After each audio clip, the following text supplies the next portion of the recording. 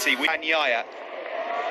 Yeah, those cool temperatures, as Simon Crayford mentioned, ambient temperature down to 2021 is underway. The Bawa Grand Prix of Qatar is go.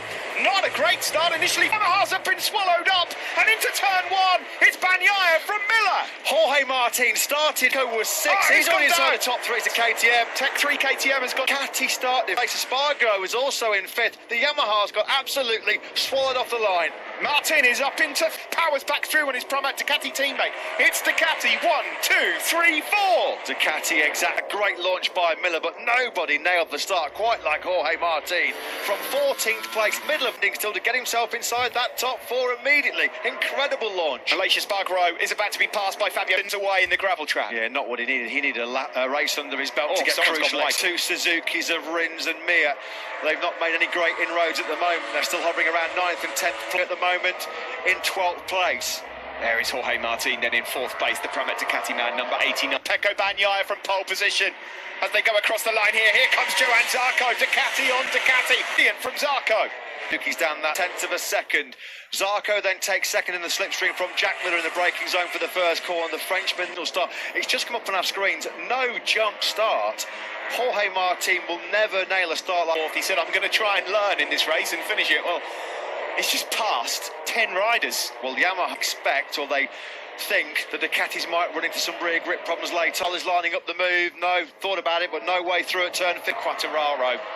We're going to have to try and get the job done on the start-finish straight. Rins at the moment made no great impression on 8th place. Bagnaia then, fastest lap of the race, straight into low 55s for the Italian, a 1:55 through a second. QATAR desperate to find a way. A lap 16, he'd be down in 14th or 15th place. As good of a start it was for that man there, Jorge Martin, on the opening night for Franco Morbidelli.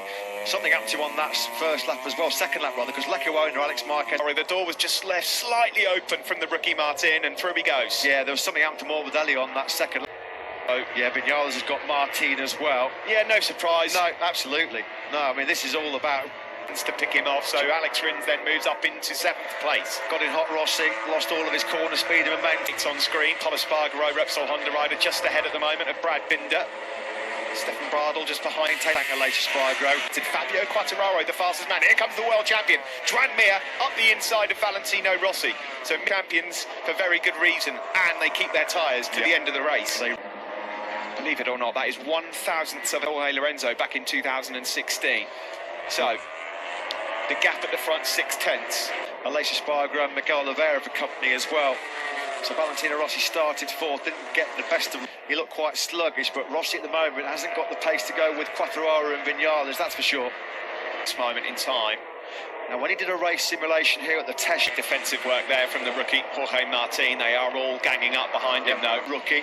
The likes of Bagnaia, Zarco, Miller, QATAR and Vinales are just pulling away here. Vinales, the two factory Yamaha men, are starting to try and gang up on the Ducatis. That's what they're doing at the moment. That is a new best race lap. No sense in Vinales holding back a bit based on what you just said a moment ago, Matt. In the back of his mind, he has got that, and he's thinking, I'm not... He had to make it stick at turn 6. Number 42 goes through into 6th place. Outside the points at the moment, Nakagami, Alex Marquez, his teammate, Bastianini and Marini, the rookies. He got past... He wasn't too far away on that KTM RC16. The problem was he qualified so deep, almost half a second quicker than Pecco Bagnaia on that last lap, and the gap at the front, as you can see, has come down. You see, he's quite happy just sitting in those low 55s because he's going to be wary. At the back of his mind, he's thinking, if I'm riding pretty smartly at the moment, Bagnaia. Well, if he backs these guys up, that's all about Ducatis, 1, 2 and 3, but the Yamaha... QATAR makes a move. That was brave. Yeah, he's got that Yamaha turning on a sixpence, hasn't he?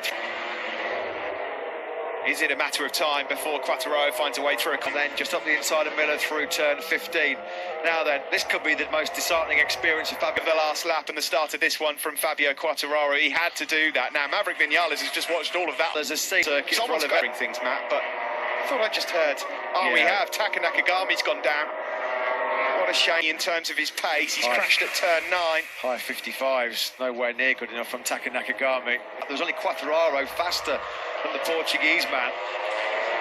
We come across the line then to confront French rider Zarco, who's closing and closing and closing. 55-0 from 7th place. Keep Miller at bay is absolutely brilliant. He's riding out of his skin here, QATAR. Alex ever so slightly quicker than Maverick Vinales ahead of him. He's hoping these guys all engage in battle. Yeah, the Oliveira chart. Is this a sign like between himself and his Suzuki teammate Joan Herrera at bay at the moment? About a fellow rookie check, sorry, not. But this is a good position for Maverick Vinales to be in because he knows that Fabio QATAR is trouble. Because if Alex Rins is there at this stage of the Grand Prix, we know how good he is with his. Well, Alex Rins could be a potent threat towards the end of this race as well. Vinales looks like, doesn't he, that he's got it. No, he thought about it again. Bagnaia still leads, though. 10th or so in it, back to Pramac Ducati ride. Zarco, you've got to say he's doing an excellent job here. He's kept his power to drive, used the power of the Ducati now than Vinales. Oh, but QATAR has been lethal on the brakes since that first corner. He really is strong, a lot of confidence in that front. Last lap, and you're looking at him on screen, the Suzuki rider, Alex Rins. A 54.9 through. Yeah, that was coming. That was coming. I bet if you looked at a lap-by-lap analysis, though, Steve, and that's going to be Bagnaia and Miller. Oh, and he bites straight back. Lovely stuff from Jack Miller. As they make their Waro, he's done it on the straight. It will be the move into turn one that he needed. Yeah. Good stuff from Vinales. Now by Vinales, just ran QATAR out for the curb. There was no way that the Frenchman could then turn in. Alex Rins on Jack Miller, just given Jack Miller the nudge he needs to say, do you know what? I don't want to fall too far, as though could he? He could not retaliate straight away. Oh, no, he couldn't. But like we said, Izzy Miller have not done a 54 in this race because they're thinking so much about tyre conservation. This is the battle for 4th, 5th and 6th. It's a bit of a gap back then to the world champion Mir, who's just ahead of Aleix and Paul Espargaro. It's been a Hucka Morbidelli in 19th place, nowhere near. Maverick Vinales' corner speed is back into 4th place. Helpless to stop that. Yeah, Fabio QATAR. Free time, isn't it? And could out-drag a space shuttle, that thing could. Miller then sets his sights now on Fabio QATAR, who's taking time out of the world champion, hand over fist, Joan Mir. 55-1 from Aleix Espargaro. No, Aleix Espargaro, he wouldn't be surprised if mid-race a big group started to form just because. This is a new and improved Maverick Vinales on the Monster Energy Yamaha. He moves up into second place. I said, play to your strengths. We know. Rins, he's now going through as well. Beautiful. Play to your strengths. That's what the go for it. Maverick Vinales is on fire. Almost elbow contact there with Pecco Bagnaia, the race leader. Stand lunch. We want some of it. This is excellent stuff. On the Ducati. I mean, that can't happen. I won't believe it. Look if that happens. So Vinales, Davide Tardozzi said at the start of the race, I'm not sure what will happen. He's been negated by this wind. 337. Now then, Vinales, is he going to be close enough to strike on Bagnaia here? No, he's not. Right. Vinales is coming. He's got his eyes on the prize here. Now then, see what has happened to Ducati speed. There's a headwind. Vinales. Is he going to be close enough in the braking zone for turn one? No, he's not at the moment. Fabio for a rare top 6 finish for the factory Aprilia team. Only 5 Tisforda after Taka Nakagami's teammate had already crashed early on in the race. On the start-finish straight. And that Yamaha, it turns so well. That's why Vinales is able to try and get up the inside turn. Also, just by the way, closing in on Sol Honda. Yeah, that's impressive by Paul Espargaro. He's got no race experience on that Repsol. They didn't really. Miller gets back on Rins with some Ducati grunt down the start-finish straight. He just about gets this one. Well, it's all about who's keeping the best rear tyre for those crucial last 2 or 3 laps. Has asked questions of Bagnaia, and so far he's holding firm, the number 63. They're all doing the top 3 Miller power. Although he has wrestled that place back, hasn't he? Again, Alex Rins. He's putting. Bagnaia still leads on the factory Ducati. Maverick, beautiful stuff from Top Gun. Maverick, what he's trying to do here now is just push the Ducatis to stress those tyres out a little bit more. He thinks he's going to have the real hot laps and see what the Ducatis have got. Are they going to really push and attack, wary that they might encounter some over the line at the start of lap 6. 3rd place for quite some time, the Frenchman, but for how much longer? Because he's got Rins swarming all over his rear tyre. And you Fabio QATAR, by the way, with pole behind. And Enea Bastianini is 10th. The rookie Aprilia to this obvious issue that they've got here in the fact that they cannot use the tunnel circuit. Yeah, Vinales has got what? 5-6 bars into turn one. He goes through into second. Just ending to 2020. No top six in his last three. At the end of the season, he labelled it the worst of his Grand Prix career. 21, potentially with a stunning victory. The factory Ducati again, no, not quite. Rins on the brink of a podium. Well, this has not gone to script so far for the factory on the podium. They might not have either on the podium at the moment because Pecco Bagnaia has got his hands full of Alex Rins, and that's how good the Suzuki is at the end.